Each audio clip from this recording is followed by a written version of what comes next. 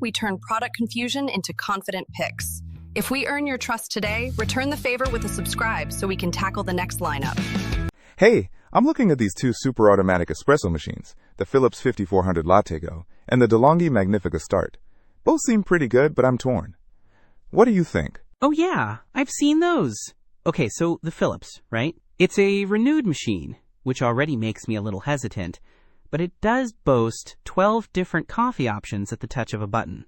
That sounds pretty sweet. Right? And the LatteGo system for milk frothing seems super easy to clean, like only 2 parts and no tubes. Plus, it has ceramic grinders that Philips says are good for 20,000 cups. Nice. The De'Longhi Magnifica Start, on the other hand, is brand new. It only has 5 one-touch recipes, but it's got a built-in conical burr grinder with 13 settings, which gives you more control over the grind. True, the Philips has 12 grind settings, so not a huge difference there. What about the milk frothing? De'Longhi uses their Latte Crema system. It froths milk or milk alternatives, which is cool, and the parts are dishwasher safe, so cleanup is easy too.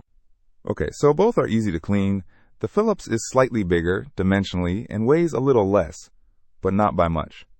The Philips is 18.58 pounds, and the De'Longhi is 19.62 pounds. Yeah, dimensions are comparable, so that's not a deal breaker. Price-wise, the De'Longhi is cheaper, around $614, while the Philips is about $799, and it is renewed. Good point. Both have a 4.1 star rating, so customers seem generally happy. I saw that the De'Longhi is an Amazon's Choice product, and people seem to find it great value for the price. Okay, that's a good consideration.